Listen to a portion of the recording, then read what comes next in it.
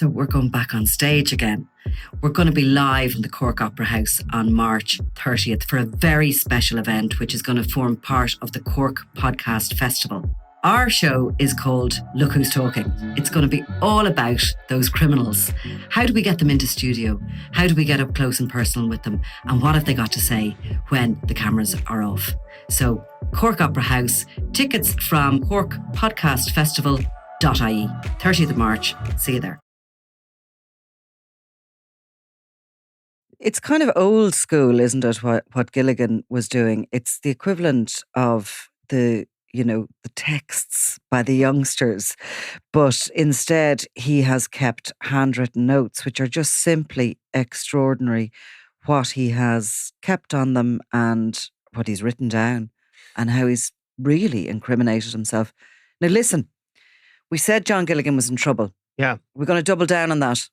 Well, I mean, it looks deeply in trouble here.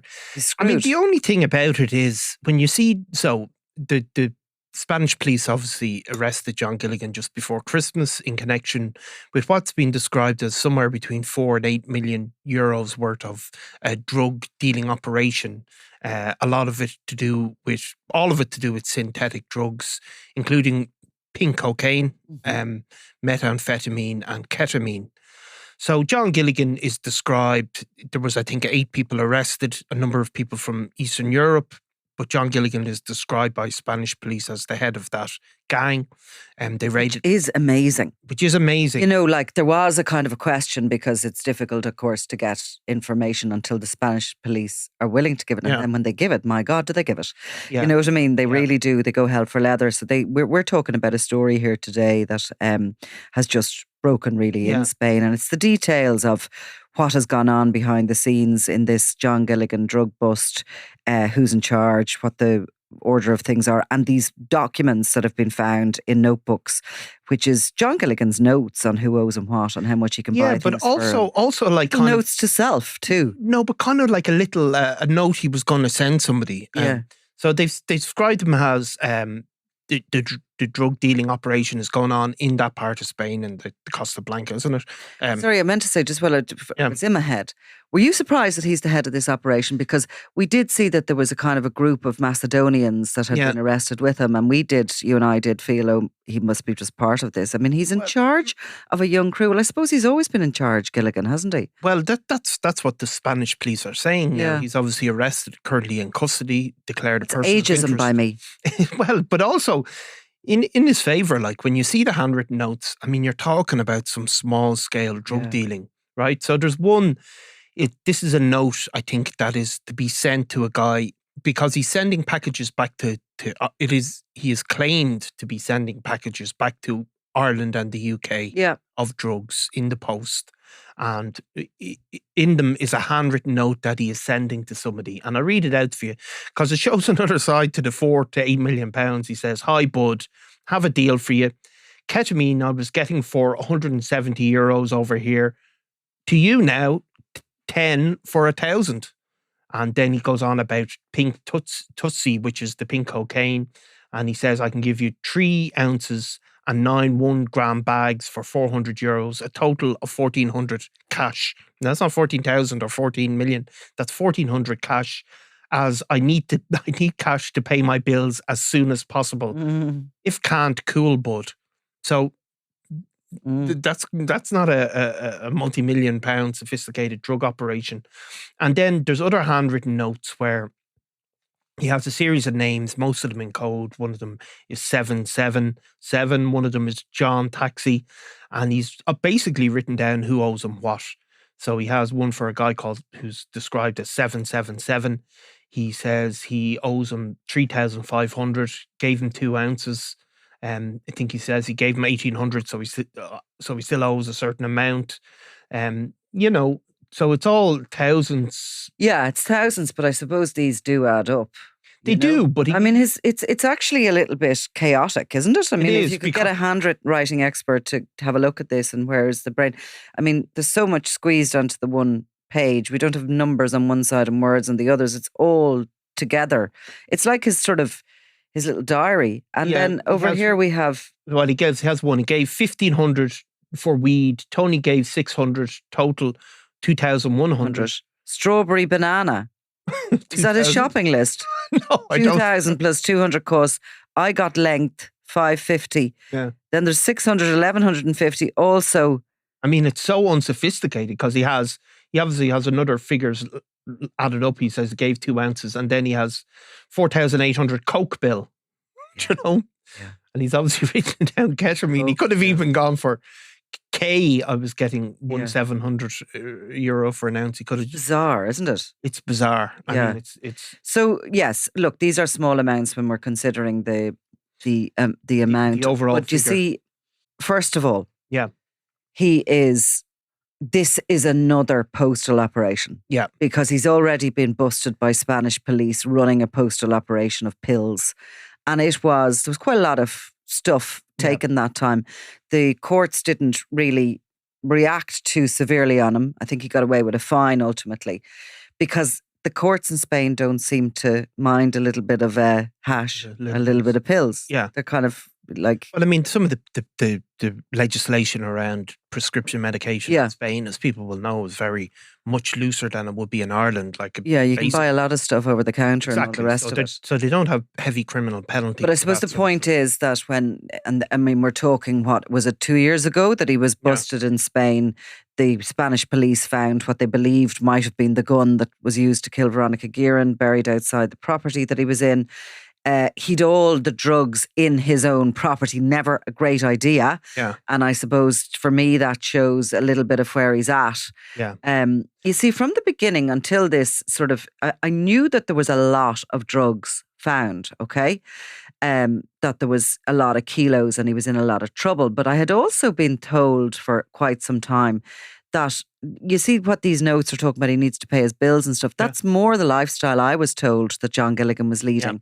Hand to mouth a little bit. He was street dealing. Yeah. This proves actually that he was going and delivering drugs himself sometimes, and small amounts of them locally. They can all add up, but it's still small amounts. Yeah, they can add up. It is a long way from the 2 to, what are we talking about? 4 to 8 million. Now, so but the police have put out a statement. Yeah. About the discovery of what's numerous chemical products, precursors, laboratory equipment, or material was discovered.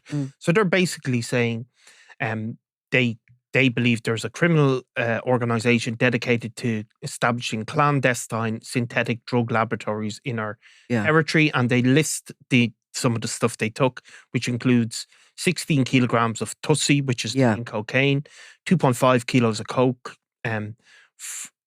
540 liters of precursors. So precursors are the chemicals needed to make amphetamine type. So they're probably ultimately coming to their value as a street value if, this amount of product that they've taken is capable of making this amount. They are. Sometimes as well, I find that certainly in the UK, they will come up with a value of what could possibly be made over a period of time. Yeah. Do you know what I mean? So if they seize an amount of drugs from a grouping, which could be, say, €2 million worth street of cocaine, they then reckon that they have been operating for 4 years. Right. So they create a figure that sort of takes that in, which makes it obviously sound much better. But one way or another, 16 kilos of the pink coke, what would that be?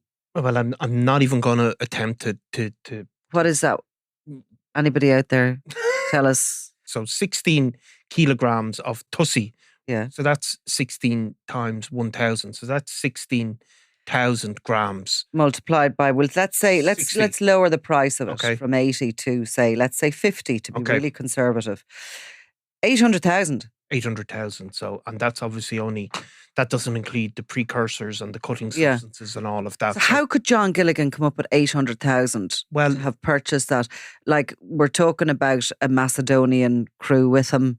I don't think John Gilligan can come up with 5,000 to pay his solicitor. Well, so I'm just really wondering. Well, I mean, what it says maybe is he still owes the money. Well, of course, and it says what he had, according to the Spanish reports, he had set up a laboratory in his own home for Tussie, and that in addition to that drug, he was sending ketamine and methamphetamine to his islands, is what they describe. So but they're referring to him as an Irish-British gangster. Yeah.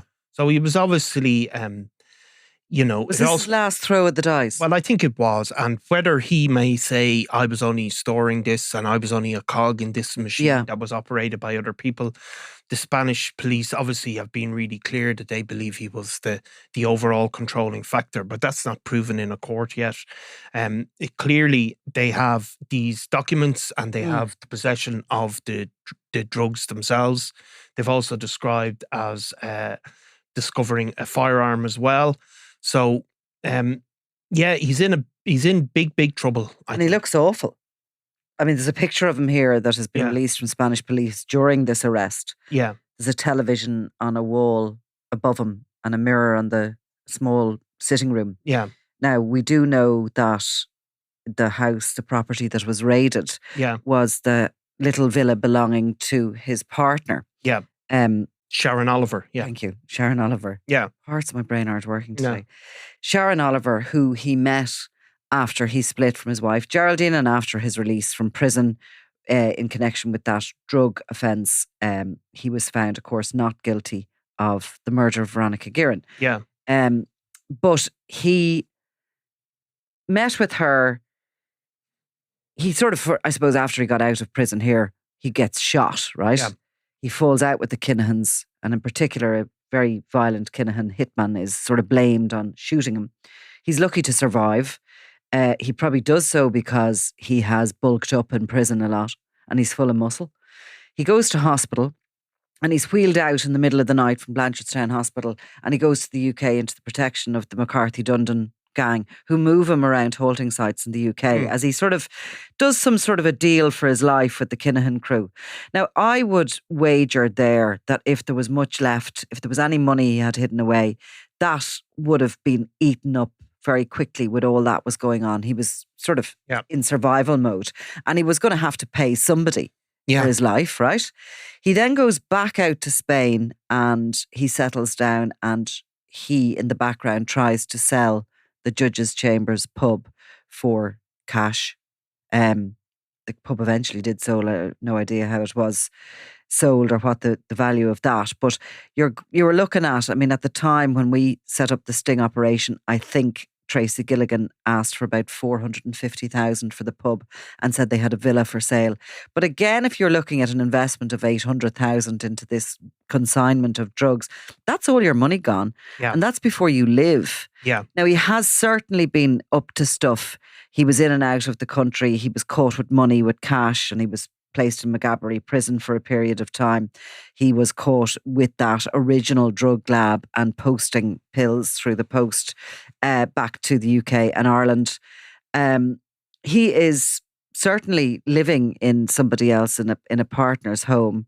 Does he not have his own house at this stage? Well, I genuinely don't think he does. Either do I. I think if you look at the handwritten notes, they tell their own story about the scale of operation. Look, who knows? Obviously, there's an attempt to build a big operation there, and he plays some role in it. Was he trying to get back to his former glory when he was Factory John Gilligan, when he was able to purchase Jessbrook Equestrian Centre, when he knew, you see, he got lucky, John Gilligan. You know that? Yeah. His first drug consignment, he had borrowed money from Martin, the General Cahill for it, or Cahill had invested. And of course, the drugs got in and Cahill died. Yeah. So he never paid him back. Yeah. So he got basically that first injection of that big start. And he very quickly made a huge amount of money on cannabis at that stage. You know, bought up Jessbrook and in County Meath. Yeah, I mean, he got in at a good time. It was a time of... Yeah. But he wasn't that long in business. No, he wasn't. It was nearly 4 years, was it? It was about 4 years, and then Veronica Guerin was murdered. And of course, his gang scattered to the four winds, and Gilligan was pursued relentlessly by the Gardaí, and members of the gang were brought back to Ireland to face trial in the Special Criminal Court. And he got a really hefty drug sentence, probably one of the longest ones we can remember. Spent a long time in prison. And since he got out, he has been sort of lurching from one attempt to make it big again to another attempt, all the while, I would think, eating into his capital, which he did have some of in Spain. Look, I mean, these drug operations... Should have got a job in Tesco. He possibly should have. I mean, these drug operations operate a large part of them operate on tick. Yeah. You know, I mean, that is the reality. So, you know, they get them on credit and then they have to pay up, and that's why the debts circulate so widely, is that people aren't paying up in advance. It's that type of business. It's funny really that it is, when you would think that people are untrustworthy in that world, but so much of it operates on credit and on the belief in future profits. Look, I think the notes tell their own story. They're on SundayWorld.com if people want to look at the handwriting themselves. Interestingly, he seems to have taken note of some of the parking fines he got while delivering drugs and everything like that. Seriously? So, and then if you do, he's obviously expenses, is it? I suppose so. And also there was one interesting bit as well, that, you know, during the search he was in bed and they broke in, and he remained silent and refused to cooperate with officers. So that's been his modus operandi. You know, we talk about you know, Gilligan being 72, and somebody of his generation, of his era, who's still out there trying to forge a living for himself, is Martin the Viper Foley. Yeah. I mean, we spoke about him. We tried to work out what his wages were for collecting debts. Yeah. And it was tiny money too, wasn't it? It was tiny. And like, you know, like if you're dealing with thousands of pounds worth of drugs, you know, you're making hundreds of pounds out of that. Pounds don't exist unless you're living in England. Well, euros then, That's right? more like if he's talking about collecting, selling somebody 2,000 euros. Euros. We have euro currency, So, and they're obviously those drugs then, and it's described that they're being sold in clubs, like in the local area. So that's coming back to him, and the profits out of that are hundreds. Yeah. So, you know, that's the scale. And I mean, if you do, you know, he's writing them down over a couple of days, because he has them dated, doesn't he, there on the second half. It's all, well, that's all really on one day, the 19th. So you're talking maybe... Wonder what else is in that notebook. Yeah. So you're talking somebody making maybe a couple of thousand for that night, maybe. And yet we have also seen the pictures of the pink cocaine seized, and there's a lot of it. There's a huge amount of it. It's a huge quantity of drugs. Maybe he's stepping up and just getting unlucky, or maybe he runs, which is not uncommon as well, that people would run a side little business for pocket money, I suppose, and that they would have bigger aims for sending stuff back. But it seems that things are being sent in the post, and that would again indicate that you're not hiring container lorries and bribing ports people and getting stuff in. So who knows? But so he's yet to get anywhere near the court to even look for bail. I mean, like before Christmas, we did the story before Christmas, yeah. When we heard that he had been arrested, because it was kept quite under the radar, really, wasn't it? Yeah. We knew he was having difficulty raising money. Yeah. To even offer his bail. But in actual fact, I think the difficulty he was having was paying his solicitor. Yeah. You know? Yeah. And his partner, or his ex-partner, I mean, there was a new girl on the scene as well, which wasn't helping matters. Apparently he has a tattoo somewhere with her face on it. But his Sharon Oliver was over trying to sort of go around with a begging bowl to ask people to help poor Johnny. Yeah. But he's a long time in custody there now, and you know, the fact that the police have released some of these images and all the rest of it, they're confident, aren't they, here, of their case? They're confident of their case, and that the Spanish police, as we said before, they don't seem to be great when they have to put together these complex cases involving surveillance and, you know, people basically not being caught red-handed. But when they catch you red-handed, they really can't seem to do you. Yeah. And these drugs are seized from where he was. Where he was, and that's. So he's still in Fort Callant prison. Yeah. And there he remains. And maybe we could try and. We can't contact him, obviously. No, but I think, look, the longer he's in prison, the closer he is to bail in a funny way in the Spanish system. If they don't bring the case to court very quickly, your chances of getting bail become greater. They might refuse him bail. They might refuse him bail, or they may have. It may not be a complex case. We've seen with cases. Where's he going to come up with the money for the surety? Well, look, and again, that's his big problem. And he would be considered a flight risk for obvious reasons. For sure. Even that he's not unless his ex-partner would put up that home or something like that. But he's going to need something big for a surety. Yeah. He's not going to be just released on $5,000 bail, I imagine, on this one. And people within the sort of circles, the criminal circles rather than the legal circles, pretty much reckon he's finished, he's washed up, he's done. He's going to die in prison. Yeah. So, and they're usually pretty right. They usually are, because they had other predictions about him in the last time and they were not wrong, you know? Not wrong, exactly. Yeah. Okay, good story anyway. Thanks, Nicola. Yep, thanks. Robbie Lawler was out of control. This is Double Cross, the murder of Robbie Lawler. It was going to be an all-out war with him in the middle of it. A Crime World special investigation podcast based on my new book, Web of Betrayal, wherever you get your podcasts. I'm Nicola Tallant and you're watching Crime World, a podcast about criminals, drugs and the underworld in Ireland and across the globe. Make sure you subscribe to our channel and turn on notifications so you can be the first to watch all our latest episodes. You can also listen wherever you get your podcasts.